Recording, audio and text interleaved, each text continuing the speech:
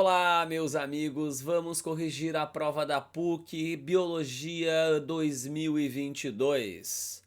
Nessa primeira, bem ali a questão da pandemia ainda, ele vai perguntar para vocês, não abrir meu app aqui de escrever, pronto, agora fica melhor, ó.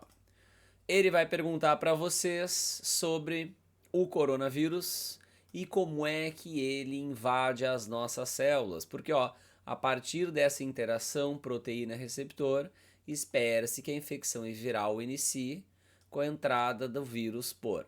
Então, quando a proteína do vírus, seria esse triangulinho aqui, pluga no receptor das nossas células, isso acaba induzindo que as nossas células engulam o vírus por endocitose. Por isso que a resposta tem que ser letra C.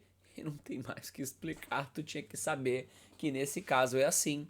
Diferente dos bacteriófagos, no qual a cápsula proteica do vírus se acopla nas células e só o material genético entra.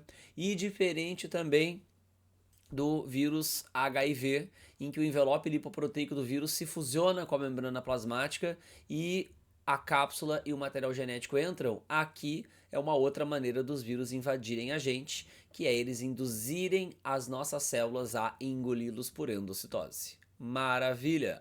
Próxima questão. Fechei o meu bagulho, velho. Vem aqui abrir o bagulho. Pronto, volta pra cá. Sobre pulmões. Então o que ele vem ali? 1, 2, 3. Sobre os alvéolos. São estruturas pulmonares, é verdade, os alvéolos pulmonares estão dentro do pulmão, em forma de saquinho, é verdade.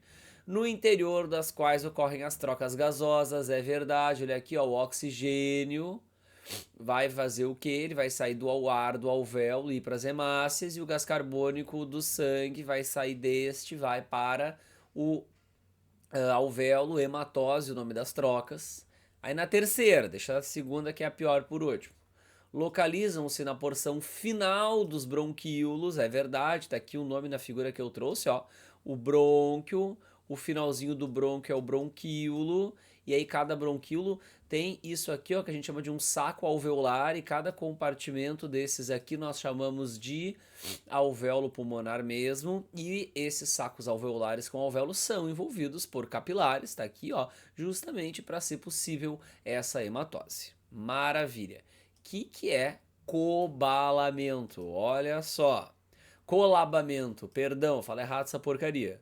Quando o alvéolo fica vazio de ar, ele pode ter as suas paredes internas grudando. E aí não tem como não teria como elas desgrudarem e o ar não entra. Mas dentro do alvéolo tem essa substância surfactante que vai impedir que as paredes do alvéolo colem. Esse colamento das paredes internas é que seria o colabamento. Bem aprofundado, essa segunda nível superior, mas tá certa. Não tem apenas 1 e 3, então isso ajuda o aluno a marcar 1, 2 e 3, se ele sabe que a 1 e a 3 estão certas e a 1 e a 3 estão certas. 46. Os seres humanos e os macacos possuem um ancestral comum. Essa ideia corrobora a ideia da especiação por cladogênese, que é quando um ancestral comum se divide em duas linhagens evolutivas diferentes que acabam virando espécies diferentes.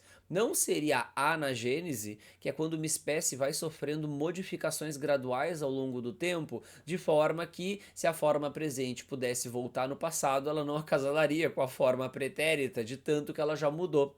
Então, quando é uma mudança assim, uma espécie vira outra, é a anagênese. Quando uma espécie origina duas diferentes, é cladogênese. E partenogênese, que é o desenvolvimento de óvulos de indivíduos a partir de óvulos não fecundados, nem sei o que está fazendo aqui, e convergência evolutiva também não tem nada a ver com os seres humanos e os macacos possuírem um ancestral comum. Show! Aqui ele está te mostrando uma substância que é um aminoácido. Essa questão é bem interdisciplinar, porque para identificar que isso aqui é um aminoácido, a gente tem que saber de química, ó. Um grupo carbonila, formando ácido carboxílico, um grupo amina, embora esteja com um hidrogênio a mais, e aí fica na sua forma catiônica, e aqui um outro aminoácido, eles se unindo para formar um dipeptídeo com perda de água. Trata-se de uma síntese por desidratação, bem química essa, né? Mas se tu olha, perdeu uma água, desidratação, formou uma coisa maior, é uma síntese, faz sentido mesmo que tu não lembre disso da química. A ligação que se produz entre as moléculas é a peptídica, que seria essa daqui, ó, e não fosfodiéster, que é a que une os nucleotídeos de uma fita de DNA ou de RNA, e explicaria a formação dos primeiros peptídeos, e quando a gente junta dois aminoácidos já forma peptídeos, em solo argiloso pós-resfriamento da terra primitiva. Então essa é aquela que tu fica meio assim, né? Mas a gente sabe que lá na origem da vida se formaram proteínas, elas devem ter vindo a partir dos aminoácidos e poderia ser desse jeito aí. Então a gente acaba, a tendência do aluno geralmente é colocar certa nessa daí, porque ele não encontra nada que pode estar errado. E ela tá certa. Então é apenas 1 e 3. Maravilhoso! 48. Ah, essa daqui é exigentezinha. O que é o representante mais basal de um fio? É o primeiro que surgiu. Então, lembrando que os cordados eles são deuterostômios, que o parente mais próximo deles é o equinodermo, por também ser isso. Lembrando que hemicordados, embora tenha cordado no nome, não tem notocorda. Achavam que tinha e viram que não tinha, e aí não tinha mais como trocar o nome, ficou hemicordados. E os cordados são formados por 3 subfilos. Urocordados, que são as acídeas, que foi o primeiro que surgiu, por isso que é acídea. Os cefalocordados, que são os anfioxos, a diferença é que a acídea só tem notocorda na larva, e ela não tem metameria, e o anfioxo tem notocorda a vida inteira, e ele tem metameria. E os vertebrados, no qual a notocorda só tem no início do desenvolvimento, por quê? Porque ela é substituída pela coluna vertebral. Então esses 3 em verde aí nessa imagem são, de fato, os cordados. Os 2 primeiros cordados invertebrados, que honram a frase todo vertebrado é um cordado, mas nem todo cordado é um vertebrado, mas o mais basal é a acídea do filo dos urocordados, letra A, então, exigentezinha. Que nem a próxima questão. Os cães da raça Beagle, portadores do gene BLA, apresentam pelo menos 10 fenótipos relacionados à pelagem. O conceito genético que explica o fenômeno é o da... Então vamos parar para pensar. Aqui eu acho que o aluno que não estudou, ele fica um pouco mais favorecido do que aquele que já viu isso, mas não lembra direito. Por quê? Porque o cara vai ver ali um gene com 10 fenótipos diferentes relacionados, o cara vai ver, é variável, né? Ele vai procurar qual afirmativa combina mais com isso, vai acabar marcando letra C e vai acertar. Mas o que é isso de expressividade variável? E o que é essa história aqui da letra A, que muitos não lembram também, de penetrância completa? Que são conceitozinhos ali que raramente caem nas provas, muitas vezes a gente fala pouco sobre eles ou nem fala. Então olha só, quando uma pessoa é albina, ela é azinho. E todo mundo que é azinho é albino. É isso que a gente espera. O que muda às vezes? Na polidactilia, que é ter mais de 5 dedos nas mãos ou nos pés, os indivíduos eles têm que ser azão-traço para manifestar a condição. E o que acontece? Algumas pessoas são azão-traço e não têm polidactilia, elas vêm normais. A maioria tem, 89% das pessoas azão-traço vêm com o dedo a mais, mas algumas não vêm.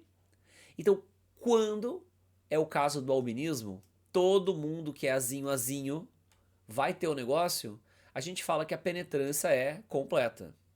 Agora, no caso da polidactilia, que só vai ocorrer em 89% dos indivíduos azão-traço, porque 11% serão azão-traço e terão mãos normais, aí a gente fala que por causa disso a penetrância desse genótipo é incompleta.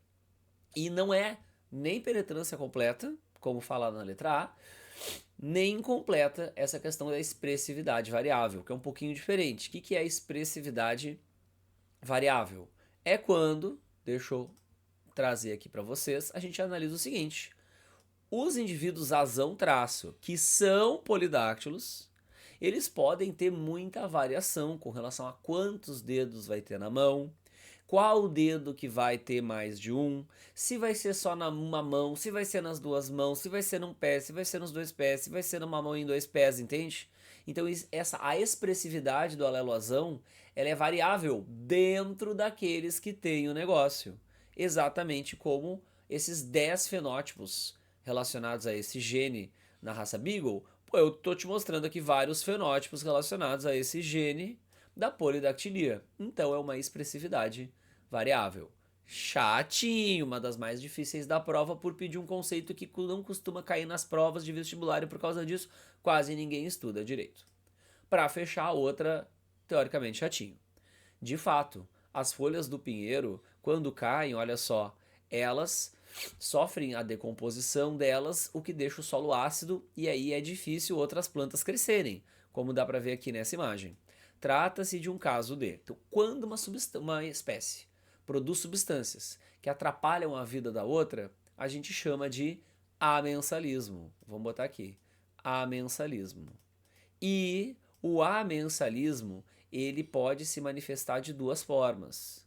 A alelopatia, que é a resposta à alelopatia, que é quando uma planta produz substâncias que acabam atrapalhando a vida da outra, e que é o caso da resposta, e a antibiose, que é quando um fungo produz uma substância que acaba matando outros. Geralmente a antibiose a gente usa para o fungo, a alelopatia para a planta, mas são duas formas de amensalismo. Por isso, letra A. Na dúvida, se começar com a letra A, tem a ver com amensalismo, porque nenhuma relação ecológica começa com a letra A não ser o amensalismo e os subtipos, alelopatia e antibiose. Então essa é uma boa dica. Tá, galerinha? Então essa foi a prova da PUC edição 2022.